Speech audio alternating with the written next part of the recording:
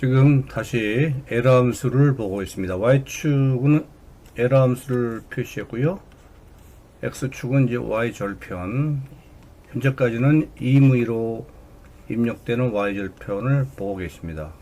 여러분들이 이 그래프 자체가 지금 에러 함수인데요. 그 에러 함수의 크기가요 점점 감소하고 있죠. 여기서 이제 일로 왔고요. 여기서 이제 일로 왔고요. 여기서 다시 또 일로 왔고 다시 커지는 거죠. 지난 시간에 다 봤죠. 이럴 때 우리가 요 기울기를 이제 우리가 그레디언트라고 한다 이렇게 배웠습니다. 그레디언트. 요 기울기를 그레디언트라 한다 봤고, 요 기울기가 지금 여기서 보시면요. 요 기울기에서 이렇게 요 기울기를 감소했죠. 이 방향으로 올수록 그죠? 요 기울기가 여기서 이렇게 감소를 했죠. 또 기울기가 여기서 완전히 감소를 해가서 여기서는 지금 에러 함수가 최소화돼 있죠. 최소화 이렇게 돼 있습니다. 이런 경우에 우리가 그레디언트가 하강되었다, 디센트 된다 이렇게 우리가 배웠습니다. 그레디언트 디센트, 즉 경사 하강이다 이렇게 배웠죠. 이렇게요, 경사 하강이다. 그래서 지난 시간에 경사 하강을 표현할 때요, 경사 하강을 표현할 때 그냥 이렇게 표현을 했죠, 그죠? 이렇게 경사 하강을. 이제 엄밀히 따지면 경사 하강은 요 이제 기울기가 되는 겁니다. 기울기 이렇게 와서 이렇게 하고 이렇게 하고 이렇게 하고, 요건 다시 또 증가하죠, 기울기가. 그래서 이쪽은 이제 발산 지역입니다. 이쪽은 발산 지역이에요. 발산 지역. 그리고 이제 이쪽은 뭐냐면 이제 그쵸, 수렴 지역이죠. 수렴 지역. 그래서 경사 함수의 표현을 우리가 이렇게 화살표로 이렇게 한 번에 해서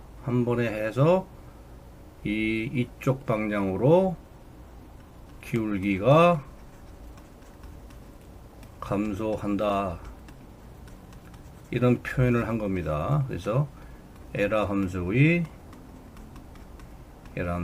기울기가 감소한다 이런 표현을 한 거고요. 엄밀히 따져서 표현을 하면요, 이 부분에서 다시 한번 해볼게요. 이 부분에서 기울기, 에러 함수의 기울기, 이게 되겠고요. 여기서는 이제 이게 되겠고, 여기서는 이제 완전히 기울기가 없어져 그랬죠. 그래서 이런 과정, 여기서 이렇게 내려오는 과정에 있어서 기울기의 감소 현상, 이것을 우리가 경사가, 즉 기울기 에러 함수의 기울기가 감소하는 현상,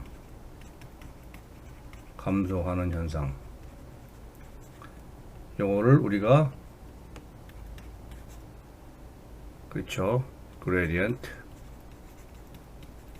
descent 이렇게 얘기를 합니다. 이렇게 얘기를 하는데요, 경사, 즉 에러 함수의 기울기를 얘기하는 거죠. 에러 함수의 기울기, 경사는 에러 함수의 기울기다. 요것이 감소하는 현상, 이거를 gradient descent, 경사 하강이다 이렇게 얘기합니다. 경사 하강. 다시 한번 말씀드리죠.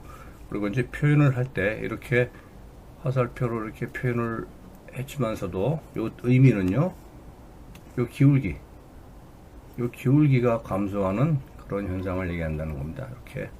여기 이제 증가 지역이고요. 그래서 이제 여기 보면은 요 사이에 어디에서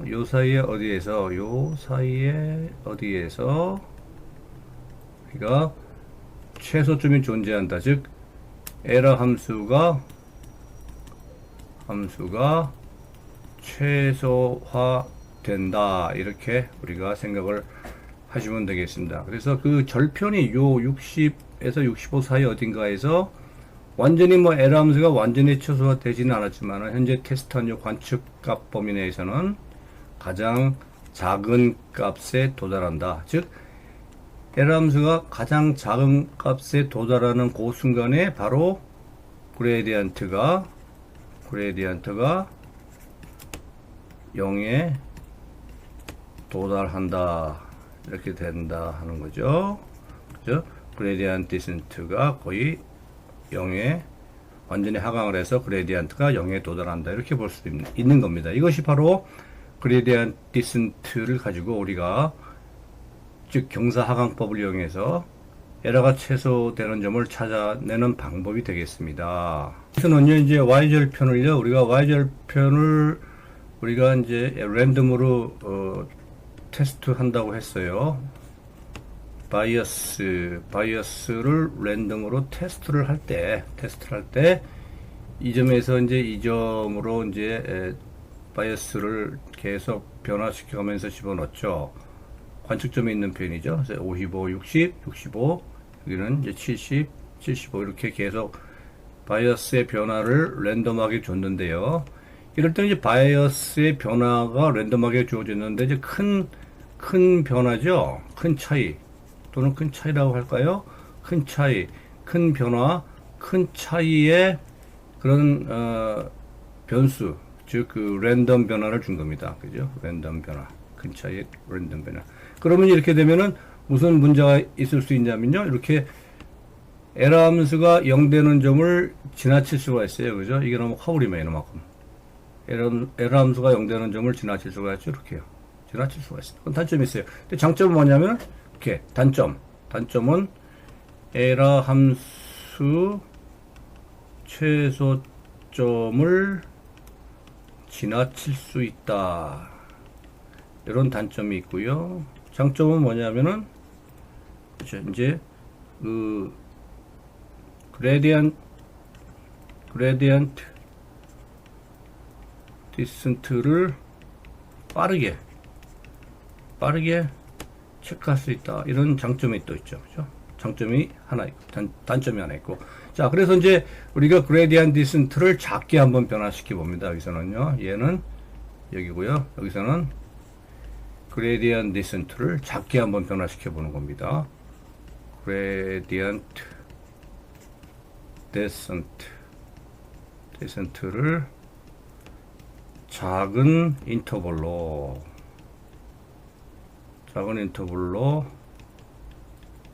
변화시켜서 한번 체크를 해보는 거죠. 자, 여기서 넣었다가 이 부분은 이제 우리가 작게 넣어야 될 필요가 있죠. 그래서 다다다닥 붙은 작은 그런 그레디언트 디센트로 체크하는 거죠. 그래서 그레디언트 디센트를 작은 인터벌로 변환시켜 보는 겁니다. 여기서는요. 다다다닥 붙었을 때는요. 그리고 이제 여기 또 원래대로 돌아갔죠. 그래서 이렇게 작게 이렇게 해서 우리가 그레디언트 디센트를 체크를 해보면요. 여기서는 어떠한 장점이 있냐면요. 그렇죠. 여기서 장점은 뭐냐면은 우리가 에러 함수의 최소점을 이렇게 섬세하게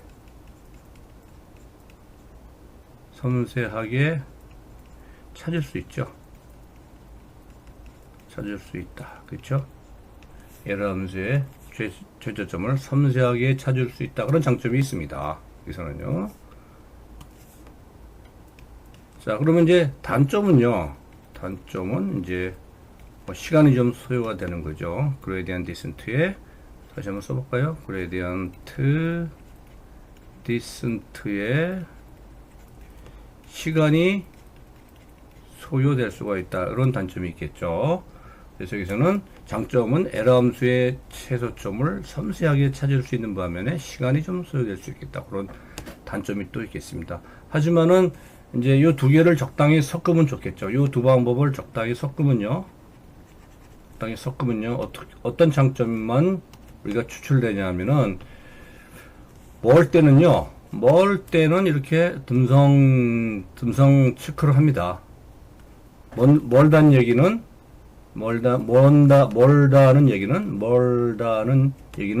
그렇죠. 에러 함수가 클 때죠.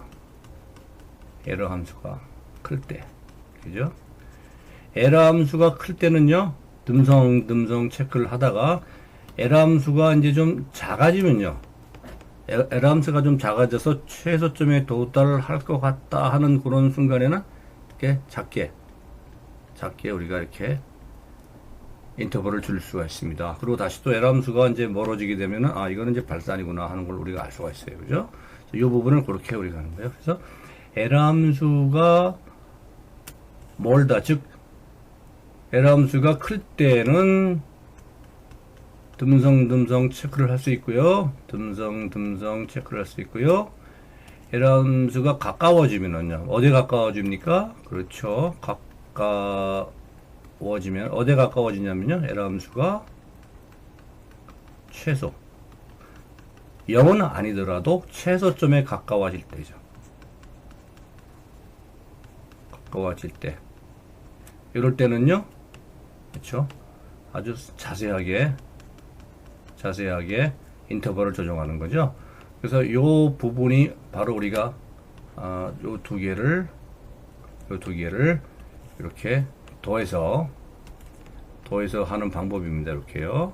그래서 우리가 L 함수가 클 때, L 함수가 아주 작을 때, 가까워질 때, 요거를 가까워질 때도 좋고요. 작을 때, 작아질 때 이렇게 또 표현할 수도 있겠죠. 작아질 때 이렇게 표현을 한번 해보겠습니다. 작아질 때. 이럴 때는 그렇죠.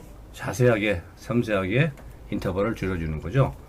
이렇게 해서 우리가 요 두 가지 방법을 이렇게 잘 컴바인 할 수가 있습니다. 그럼 시간도 절약하고요. 그리고 L 함수의 최소점을 찾을 수 있다. 이렇게 얘기할 수가 있겠습니다. 가중변수의 우리가 기울기는 이제 다시 한번 말씀드리면은 이제 고정을 했어요. 가중변수 기울기는 현 예제에서 본 예제에서는요. 가중변수 기울기는 고정을 했어요. 이렇게 고정. 그리고 현재 편향변수만 지금 이제 테스트하는 거죠. 편향변수만 우리가 테스트하는 겁니다. 랜덤하게 테스트하는 겁니다. 랜덤리 테스트를 한번 해보는 겁니다. 그랬을 때 우리가 여기 이제 L 함수가 이렇게 나왔고요. 이제는 우리가 모든 용어와 모든 공식과 숫자에 좀 익숙하지요. 처리하고 있죠. 그래서 정확한 표현을 위해서 여기 가중변수보다는 편향변수 요 말이 더 현재 조금 합리적이죠. 그래서 편향변수는 고정이 안 돼 있거든요. 가중변수는 고정이 돼 있지만 그래서 편향변수가 변화할 때 우리가 이렇게 이 함수의 상황을 봤죠. 이렇게요. 오케이. 그래서 여기 Y축에 있는 커멘트를 조금 이제 정리를 해보면요. 이렇게 되겠죠.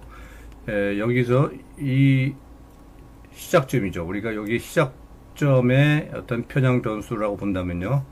즉, 시작점의 편향 변수라면 이제 여기 어디겠죠. 그죠? 여기 어디서 우리가 시작을 했다 그러면은 우리가 이제 편향 변수를 이 방향으로 가게 되는 거는 편향 변수가 증가한다. 이렇게 볼 수 있고요.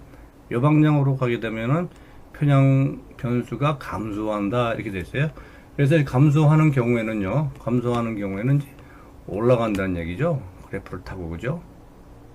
그레디언트가 디센트가 아니라 이제 늘어나는 거죠. 그죠? 커지는 거죠. 이렇게 이 방향이라고 얘기하는 겁니다. 그래서 편향 변수가 감소되는 경우에는 이제 우리가 생각하지 않는 방향으로 가게 되고요. 그리고 이제 편향 변수가 증가를 하게 되면 그때는 이제 우리가 원하는 방향으로 가는 거죠. 다시 한번 그리면요. 이 방향으로 가는 거죠. 편향 변수가 증가를 하게 되면은 경사 하강이 우리 원하는 방향으로 가게 되는 겁니다. 여기 보시면 이제 기울기가 이렇게 변화되는 거죠. 여기 보시면은 이제 다시 한번 여기 할까요? 이렇게 여기에 그래서 우리가 그레디언트 데센트의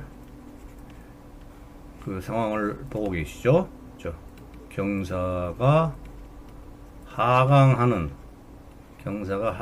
그런 상황을 보고 계십니다. 경사가 하강하는 상황이 바로 그레디언트 디센트고 우리가 그걸 찾아가는 거지요.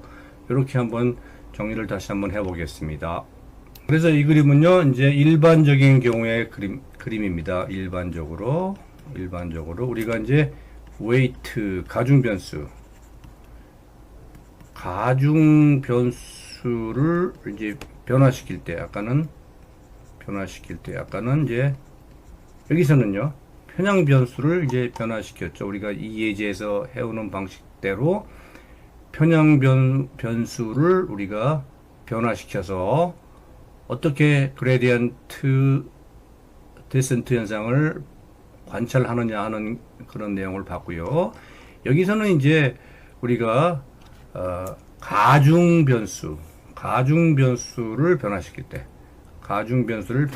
어떻게 또 그레디언트 디센트가 변하는가 하는 걸 이제 보고 있는 겁니다.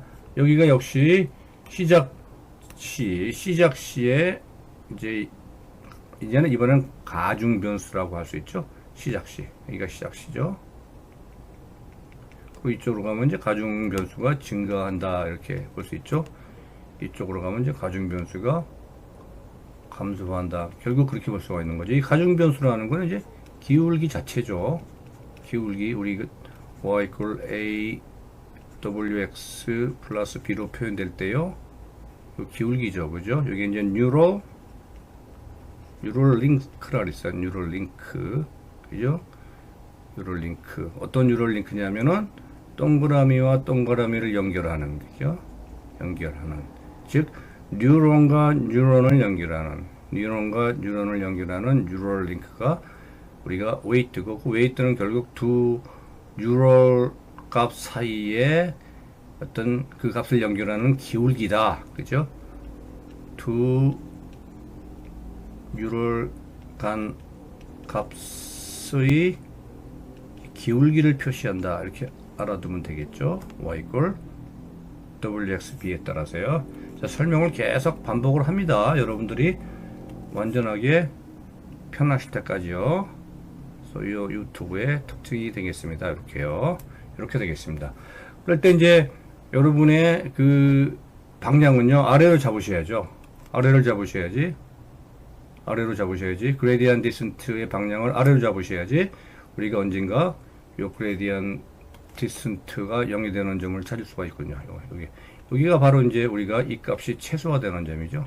최소화되는 점. 역시 이제 그레디언트 디센트가 계속 줄어들어서 그레디언트가 0이 되는 거죠. 그레디언트 디센트가 0이 된다라는 표현보다는 그냥 그레디언트가 0이 된다. 그죠? 즉 그레디언트 디센트를 계속 추적해서, 그죠? 기울기의 하강을 계속 추적을 해서 그레디언트가 0이 되는 점을 찾으면은 이 점이 바로 에러 펑션이 최소화되는 점이다. 이제 계속 강조를 해드립니다. 그레디언트 디센트를 추적해서 그레디언트가 0이 되는 점을 찾으면은 그 점이 바로 에러 펑션이 최소화되는 점이다. 계속 강조를 해드리죠. 여기 보시면 이제 다시 기울기 그레디언트를 보시면요, 이 그레디언트는 어떻게 되죠? 오차 변화량을 가중변수 변화량으로 나눈 값이죠. 그렇죠? 오차 변화량을, 여기 y축의 오차 변화량을 가중변수의 변화량으로 나눈 값이 바로 기울기가 되겠습니다. 그렇죠? 그게 그레디언트죠. 그레디언트가 되고요. 그걸 이제 수학 기호로 쓰면은 델타 오차의 델타 가중 변수가 되겠습니다. 그렇죠? 그래서 그거는 이제 또 d 오차의 d 가중 변수가 되겠습니다. 여기 이제 계속 수학적인 표현을 우리가 만들어 오는 이유는요, 이렇게 이런 식을 만들려고 그러죠. 우리가 지난 시간에 이제 드디어 얘기했듯이 우리가 에러의 변화량이죠. 뭐에 관련돼서, 그렇죠, 가중 변수와 관련돼서 에러의 변화량이 얼마인가 보는 거죠. 그래서 이 그래프를 보시면요, 여기서는 이제 우리가 가중 변수가 1만큼 늘을 때 우리가 에러가 마이너스 2만큼 줄어드는 그런 상황을 우리가 가정을 한번 해보는 겁니다. 그러면 어떻게 되겠습니까? 우리가 마이너스 2 줄어들 때, 그쵸, 가중변수는 1이 늘었다. 또는 가중변수가 1이 늘었을 때, 에라는 마이너스 2가 되었다. 이렇게 마이너스 2가 나오는 거죠. 즉, 요거를 다시 한번 그림에서 설명을 드리면요. 이제 색깔을 좀 바꿔보면요. 자, 여기 이제 이 방향으로 가중변수가 1이 갈 때, 우리가 에라는 이 방향으로 두 개가 떨어진다 그런 얘기예요. 다시 한번 설명할게요. 가중변수가 1로 1 갈 때, 오차는 이 방향으로 2만큼 떨어진다 그런 뜻이죠. 요 뜻이요. 그죠? 요 뜻이 그런 뜻이고 계속 여기에 정의가 나와 있죠. 우리가 이제 이거를 따지는 이유는요. 우리가 x축으로 얼마큼 이동해야 y축인 에라 함수가 얼마큼 감소하느냐를 알아내는데 가장 중요한 척도가 되죠. x축으로 얼만큼 이동해야 y축으로 우리가 에라 함수가 얼마큼 감소하겠는가를 알아내는 겁니다. 그렇죠? 즉 gradient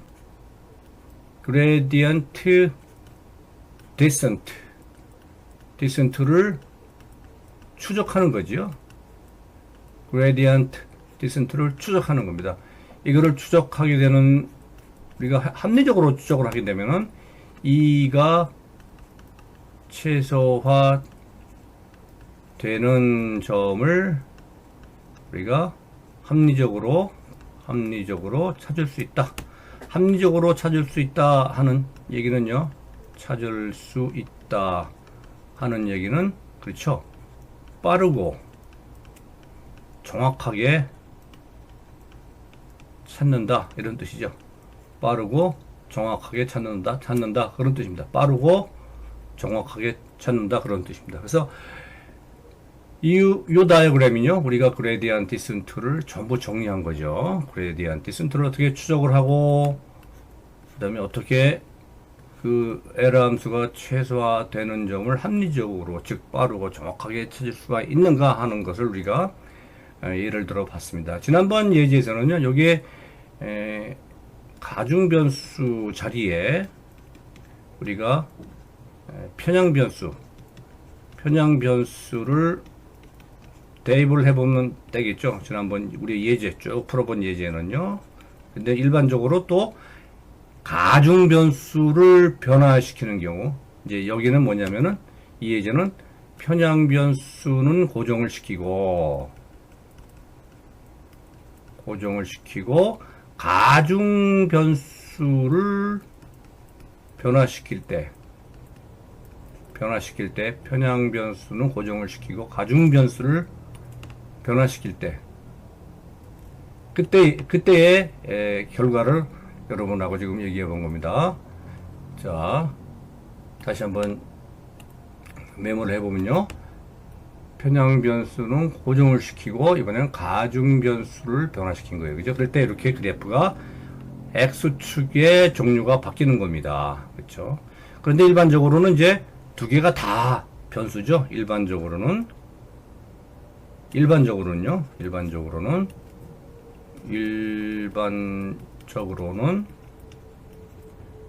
가중변수 및 편향변수가